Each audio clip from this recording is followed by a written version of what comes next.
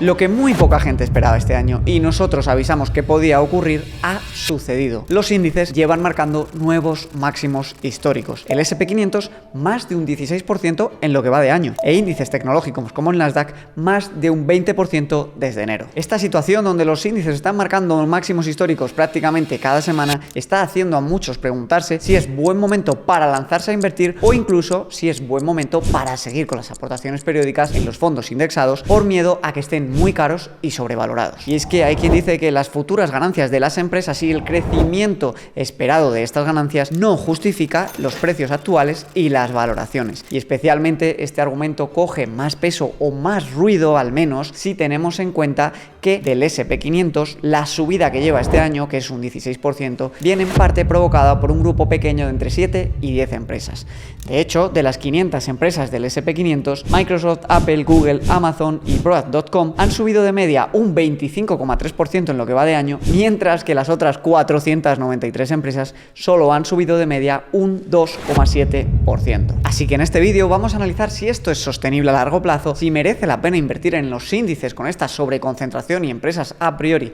tan caras, y vamos a ver qué alternativas hay para bajar el precio medio de la compra de las empresas que compramos a través de los índices y qué otras alternativas en distintos activos y en distintos mercados hay. Lo primero que me gustaría empezar analizando es el dato que todo inversor cuando comienza suele mirar. Es el Price to Earnings Ratio, o el ratio que más o menos te dice cómo de caras o baratas están las empresas en función a los beneficios que estiman que van a sacar. Cuanto más alto, más años de beneficios tienes que pagar de una empresa para poder adquirir una acción suya. Aquí vemos la media histórica y la fluctuación y vemos que el 30 de junio estamos a niveles de 21 veces beneficios. Si echamos un vistazo a esta gráfica, vemos que los últimos 30 años solamente hemos estado por encima o en este lugar en el 2020 o en el 1998 hasta el 2002. Si tenemos un poco de memoria, sabemos que justo en el 2020 vino una caída y también en el 1998, con lo que este dato a priori puede ser un poco, pues digamos, nos puede meter un poco de miedo a la hora de lanzarnos a invertir. De hecho, si individualizamos este dato, vemos que la media histórica del mercado respecto al PER Forward pues ha sido cercana a los 16 veces, con lo que estamos bastante por encima de la media histórica. Ahora bien, no soy el tipo de inversor al que le gusta quedarse en la superficie. Me gusta rascar y analizar más para ver si los datos tienen sentido antes de sacar conclusiones tan escalofriantes como que el mercado pueda estar caro y no merezca la pena invertir. Aquí vemos este gráfico que a mí me gusta mucho porque analiza el porcentaje de empresas en función de su tamaño que eran rentables o no rentables en las últimas crisis y correcciones graves del mercado. Empezando por la izquierda del todo, podemos ver que en la burbuja tecnológica, que es la que se dio en el 2000, un 28% de las empresas de gran capitalización, que son principalmente las que están en el S&P 500, no eran rentables, es decir, gastaban más dinero del que ganaban. En la crisis financiera, un 29% y en el COVID, un 20%. En cambio, hoy, incluso con este PER que algunos pueden decir que es alto, solamente un 7% de las grandes empresas no son rentables. Es decir, a priori podemos ver que el mercado está mucho más saneado y que las empresas son de mucho más calidad porque ganan mucho más dinero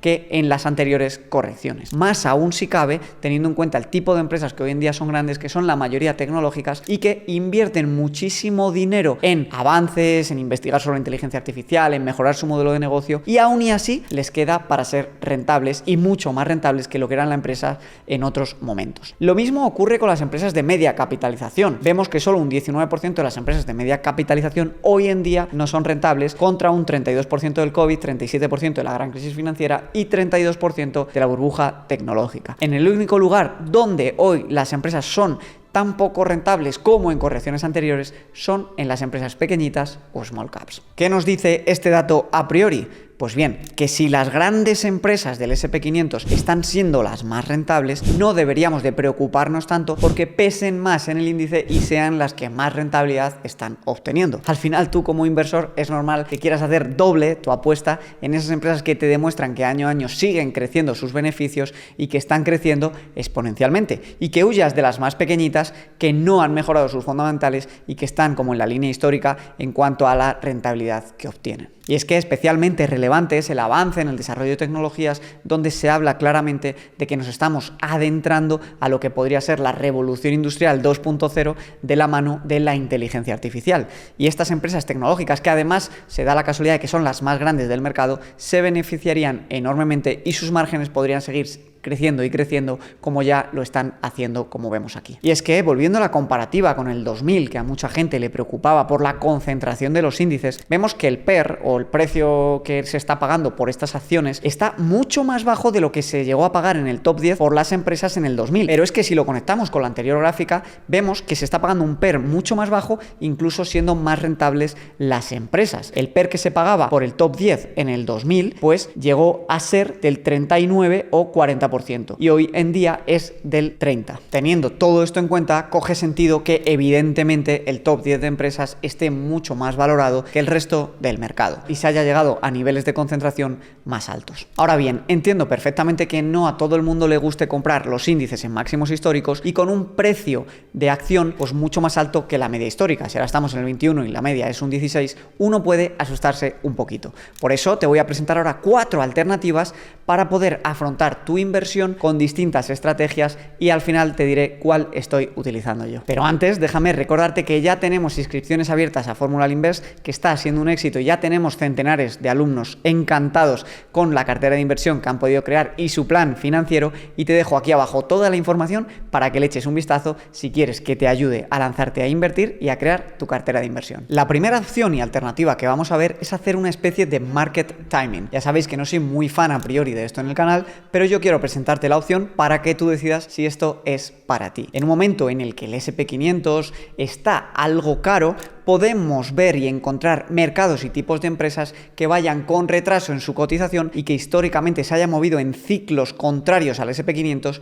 y por tanto puedan venir bien en este momento para diversificar o cambiar nuestra estrategia de inversión. Vamos a verlo. Me gustaría enseñarte este gráfico de aquí. En gris oscuro o negro tenemos los periodos donde el S&P500 ha sido mucho más rentable que el resto de acciones internacionales, entendiendo por el resto de acciones internacionales pues los mercados desarrollados en Estados Unidos y los mercados emergentes. Podemos ver cómo siempre se ha movido en ciclos de entre 10 y 14 años, cuando Estados Unidos suele ser más rentable, y luego ciclos más cortitos de 3 a 5 años, donde sale mejor tener tu dinero en acciones internacionales. Aquí vemos que si eres capaz de coger el ciclo, pues podrías hacer bastante dinero, porque vemos cómo los periodos de outperformance de las acciones internacionales te pueden llevar a rentabilidades adicionales del 80%, 90% o incluso 300% y 60%. Si eres de los que crees que las acciones internacionales están mucho más baratas, porque efectivamente están mucho más baratas, y va a llegar el momento de que saquen mejor rendimiento que los índices americanos, podrías cambiar tu inversión y dar más peso a regiones como Japón o países emergentes, esperando que India, China, pues cojan el testigo de Estados Unidos y encontremos mejores valuaciones de las acciones y, por tanto, mejores rendimientos a medio plazo en estos mercados. Muy en esta línea nos dice Vanguard en su estudio que sacó a finales del año pasado que para la próxima década espera mejor retorno en las acciones que excluyen a Estados Unidos que en las acciones americanas. De hecho, en esta tabla de aquí, y abajo te dejaré el enlace al estudio, puedes encontrar que para las acciones americanas ellos prevén en la próxima década un rendimiento anual medio del 4 al 6,2%, más por debajo de lo que ha sacado el S&P500 en las últimas décadas. Y en cambio, estiman para los mercados desarrollados sin Estados Unidos pues una rentabilidad de entre el 7 y el 9% y una rentabilidad para los mercados emergentes de entre el 6,6 y el 8,6%. Esto es prácticamente un 50% más de la rentabilidad que esperan sacar en el S&P500 en Vanguard. Otra estrategia que se ha hablado mucho de ella es la de invertir en small caps en lugar de big caps. Si al final tenemos el S&P500 que está dando más valoración y estamos pagando un premium por las acciones más grandes de empresas como Apple, Facebook, etcétera, etcétera,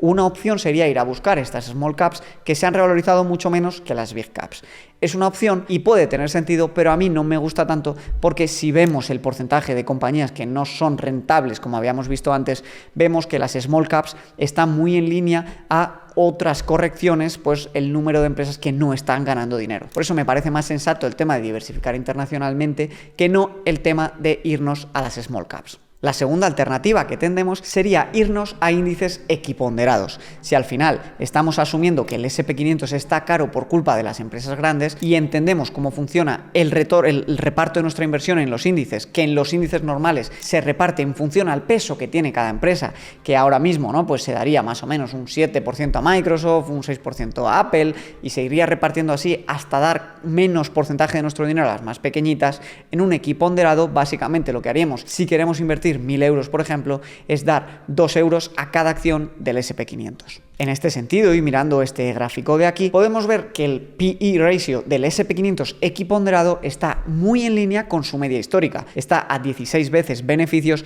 contra el 15,5% de su media histórica. Mientras que ya hemos visto que el del S&P500 normal está a 21 contra 15,5 de su media histórica. Además, podemos ver en los periodos verdes cuáles son en los que los índices, como el que es el normal, el índice que pondera por capitalización, es más rentable, y los grises en los que el índice equiponderado es más rentable. En momentos convulsos del mercado, como el que hubo del 2000 al 2008 o del 2008 al 2012, es más rentable normalmente invertir en el equiponderado.